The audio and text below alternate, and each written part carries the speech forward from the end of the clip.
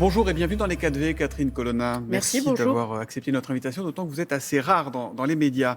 On sait que le ton est monté entre la France et l'Italie ces derniers temps, quand Gérald Darmanin a accusé la première ministre italienne, Giorgia Meloni, de mentir à ses électeurs et d'être incapable de régler les problèmes migratoires sur lesquels elle a été élue. Est-ce que nous sommes aujourd'hui en crise diplomatique avec nos voisins italiens ? Non, certainement pas. L'Italie, de fait, est confrontée à une forte pression migratoire qui passe pour l'essentiel par la Méditerranée. Et donc, nous souhaitons avoir une bonne coopération, voire même une meilleure coopération avec l'Italie, parce qu'il faut lutter contre ces flux, prévenir les départs. Nous avons en réalité des intérêts communs avec l'Italie pour prévenir les départs, pour demander aux pays qui ne surveillent pas suffisamment leurs côtes, peut-être de faire davantage. Et nous pouvons le faire ensemble avec l'Union européenne. Mais il y a encore une également. politique européenne migratoire. Je ne sais pas si vous avez Bien vu les sûr. images qui étaient diffusées ce week-end dans le 20h de France 2, des Grecs qui remettent des migrants sur une barque et qui les remettent en mer. Oui, j'ai vu ces images qui évidemment interpellent. Mais oui, il y a une politique migratoire européenne qui est en cours d'élaboration. Hier encore, j'étais pour ma part à Bruxelles avec notamment mon collègue homologue italien, Antonio Tajani, tandis que Gérard Darmanin était lui-même à Bruxelles en réunion sur la réforme que nous souhaitons du pacte asile-migration, qui doit permettre plus de solidarité entre les Européens. Sauf que votre homologue, il devait venir à Paris et après les déclarations du ministre de l'Intérieur français, il avait tout annulé. On en est où là ? C'est vrai, c'est vrai. Il y a eu un moment de flottement, je dirais, et d'étonnement devant des propos qui ont été tenus. Nous sommes expliqués depuis. Vous avez Et présenté j'irai- les excuses de la France ou Non, pas ? certainement pas. Ouais. Nous avons tous des raisons d'espérer une meilleure coopération entre pays européens pour lutter contre les trafics et prévenir les départs. Et donc, je me rendrai en Italie après-demain, jeudi, à l'invitation de mon homologue italien. Et la première ministre italienne, elle viendra quand en France ? On avait évoqué une date en juin, c'est toujours d'actualité ou pas ? Oui, je pense qu'on cherche des dates, mais c'est encore à voir. Oui. Elle est une interlocutrice comme une autre, cette première ministre issue de l'extrême droite ? Elle est élue par le peuple italien, donc j'ai pas de commentaire particulier à faire sur les opinions de tel ou tel dirigeant d'un pays démocratique, voisin et ami, comme est l'Italie. Donc je le dis avec mes mots. La situation reste confuse en Ukraine, Madame la Ministre, autour du champ de ruines qui est devenu la ville de Bakhmout. Selon vos informations, la ville est-elle tombée entre les mains des Russes, oui ou non ? Je ne peux pas commenter la situation sur le terrain jour après jour, quartier par Parce que vous quartier. ne le savez pas ou... Nous n'avons pas d'informations privilégiées et nous regardons ce que disent les autorités ukrainiennes. C'est chez elles que se passe cette guerre. L'Ukraine est attaquée, agressée par la Russie. Je crois ce qu'il faut voir, c'est remettre les choses peut-être en perspective. Ça fait bientôt 500 jours, 453 ou 454, que la Russie a attaqué l'Ukraine. Et en presque 500 jours, c'est un échec pour elle. Elle n'a atteint aucun de ses objectifs. Kiev n'est pas tombé, l'Ukraine ne s'est pas effondrée, l'Union européenne a réagi avec force et avec unité, et les forces ukrainiennes s'apprêtent à mener une contre-offensive, sans même mentionner le front diplomatique, où l'Ukraine peut s'expliquer davantage auprès de grands pays qui ne la comprenaient pas toujours, alors que la Russie piétine et à l'ONU, en particulier, l'Assemblée générale, elle ne parvient absolument pas à avoir du soutien sur Comment cette vous position. définissez les rapports entre la France et la Russie aujourd'hui ? C'est une ennemie, c'est une adversaire, c'est Non, ça encore n'est un pas- ça n'est pas partenaire, une c'est quoi la ennemie. Russie ? La Russie, en tant que pays, est un grand pays de notre continent que nous respectons, mais dont nous aimerions qu'il ait un autre comportement. Donc il faut distinguer le pays de sa politique actuelle. Et on se il y parle a- encore avec les Russes, Madame la Nous Ministre ? parlons parfois à différents niveaux, y compris à niveau ministériel, même si nous le faisons rarement. Nous avons une ambassade là-bas, nous avons des contacts de toute nature. Mais nous sommes profondément en désaccord avec une agression menée par la Russie contre un pays souverain qui viole tous les principes fondamentaux du droit international et tous les principes qui fondent la vie entre les nations. Voilà pourquoi nous devons aider l'Ukraine à se défendre. C'est aussi simple que ça. Aider l'Ukraine à se défendre. Le week-end dernier, lors du G7 au Japon, le président américain Joe Biden a été très clair. Il a ouvert la porte à une livraison d'avions de combat américains, des F-16 aux Ukrainiens. Est-ce que cette avancée côté américain est de nature à pousser la France à revoir sa position, qui pour l'instant voulait se cantonner à la formation de pilotes ? Est-ce que ça change quelque chose pour nous ? La France, le président de la République, lorsqu'il a reçu le président Zelensky dimanche dernier, le 14 mai, je crois, a été la première à dire publiquement qu'elle envisageait la formation de base de pilotes ukrainiens, ce qui leur permettra, en poursuivant leur entraînement ailleurs sans doute, d'être en capacité de piloter des avions de dernière Ça, la génération. formation, c'est très clair. Formation Mais de l'envoi base. d'avions, Formation de base qui peut ensuite être poursuivie, peut-être ailleurs, par une formation finale. Et vous savez que les Ukrainiens souhaitent des F-16 et Ouais. la France ne possède pas d'F-16. Mais si les Ukrainiens demandaient des rafales, ils auraient des rafales? Je crois que ça n'a pas de sens au regard de leur demande. Hmm. Ils souhaitent constituer progressivement et avec désormais un nihil obstat des États-Unis au fait que d'autres pays qui posséderaient des F-16 puissent les mettre à disposition, éventuellement le moment venu, de l'Ukraine.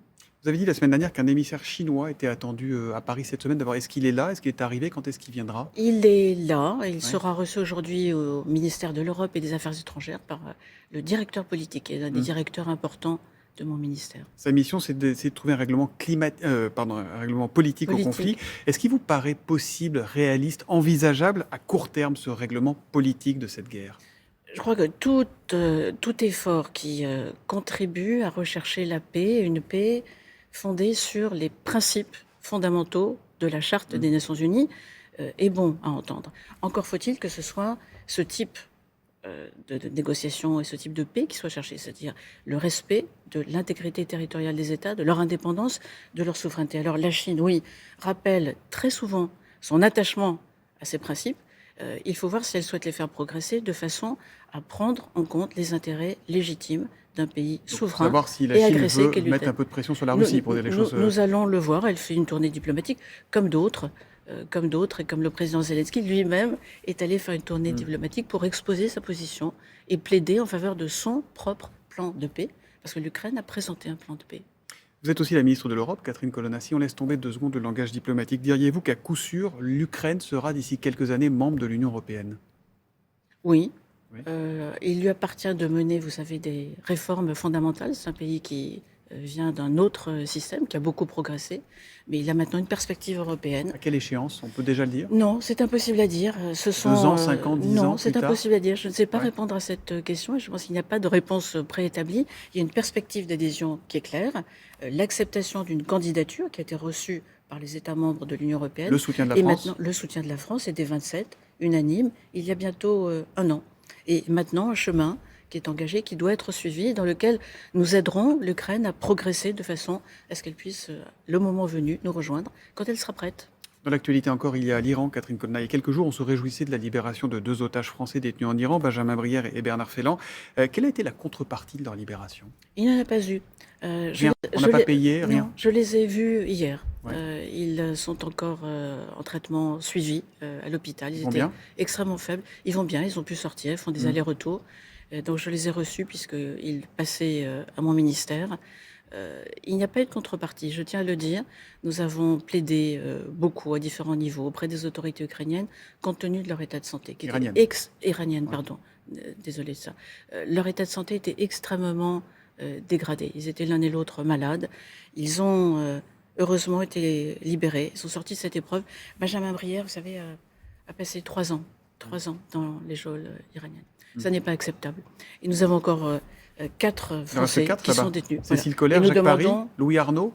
Et le quatrième, on ne sait pas qui c'est. dont l'identité n'est pas rendue publique à la demande Pourquoi de sa famille. C'est un agent? Non, Non? non, à la demande de sa la famille. demande Nous de sa famille. respectons tout à fait la vie privée des uns et des autres. Nous cherchons à les protéger et nous voulons les sortir de la situation dans laquelle ils sont. Nous demandons leur libération sans condition. Est-ce que vous avez la garantie qu'ils sont bien traités aujourd'hui, ces 4 Il y a trop peu de visites consulaires, mais il y en a. Et donc, dans les choses importantes que nous demandons et que nous pressons l'Iran de faire, c'est d'accepter de plus fréquents contacts avec l'ambassade, notre consulat, avec leur famille aussi. Tout ceci n'est pas acceptable. Il y a aussi le cas de la chercheuse franco-iranienne Fariba Abdelka. Abdelka. Elle a été libérée le 10 février, mais elle n'a pas le droit de quitter le territoire iranien. Là encore, les discussions continuent ou la France se satisfait de cette situation? Non, pour non, elle les discussions continuent. Notre ambassadeur me disait hier que nous l'aidons à obtenir des documents d'identité iraniens qui seraient la première étape pour qu'elle puisse quitter le territoire. Elle n'a pas de passeport aujourd'hui, elle doit pouvoir bénéficier d'un passeport iranien. Vous êtes Et donc optimiste nous y sur son travaillons. cas? Ouais. Nous y travaillons Ouais. activement. Je vous dis, hier encore, j'étais avec notre ambassadeur en train de m'en occuper. On a beaucoup parlé du G7 par rapport à l'Ukraine. Il y a aussi un autre événement diplomatique majeur ces derniers jours. Le week-end dernier, c'est le sommet de la Ligue arabe à Jeddah en Arabie Saoudite, avec le retour dans le jeu diplomatique de Bachar el-Assad. Que vous inspire cette image? Est-ce que ça vous a choqué de le revoir dans le concert international, le président syrien?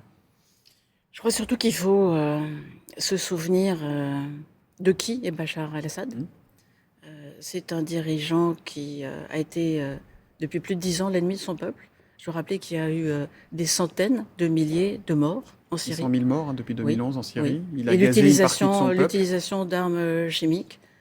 Et donc, tant qu'il ne change pas, tant qu'il ne prend pas des engagements de réconciliation, de lutte contre le terrorisme, de lutte contre la drogue aussi, eh bien, tant qu'il ne change pas, qu'il ne prend pas ses engagements et qu'il ne respecte pas ses engagements, Mmh. il n'y a pas de raison de changer d'attitude à son endroit. Donc il ne peut pas redevenir aujourd'hui un interlocuteur pour la France. Je pense que c'est à lui à changer. Ce n'est pas à la France à changer son attitude. C'était une erreur de la Ligue arabe de le remettre comme ça C'est un choix. en selle. C'est un choix. Il y a eu des discussions. Tous n'étaient pas unanimes pour cette réintégration. Mmh. De fait, il a participé à la réunion de la Ligue arabe, soit, mais ça n'est pas notre position. Et en tout cas, la levée des sanctions européennes n'est pas d'actualité Non, contre la Syrie. certainement pas. Encore une fois, il lui appartient de changer et de démontrer qu'il œuvre désormais la conciliation au sein de son pays, a de bonnes relations avec les pays voisins. Changer, c'est une chose, mais il y a aussi ce qu'il a commis comme acte. Est-ce que vous souhaitez qu'il soit jugé un jour?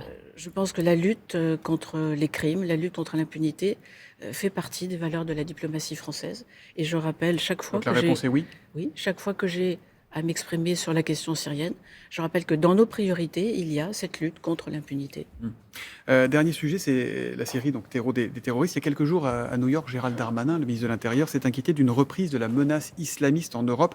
Est-ce que ça veut dire que dans le monde, Daesh, l'État islamique, est en train de reconstituer ses sources, ses forces? Parmi les sujets de préoccupation dans le dossier syrien, il y a pour nous le fait que la lutte contre Daesh n'est pas terminée et que nous devons d'ailleurs aider, protéger nos alliés kurdes qui ont été efficaces dans cette lutte contre Daesh. Donc des points ont été marqués, des coups sévères ont été portés à Daesh, mais ça n'est pas terminé. En effet, il faut être extrêmement vigilant. Est-ce qu'il faut s'inquiéter, par exemple, d'une menace extérieure pour les Jeux Olympiques à Paris l'an prochain?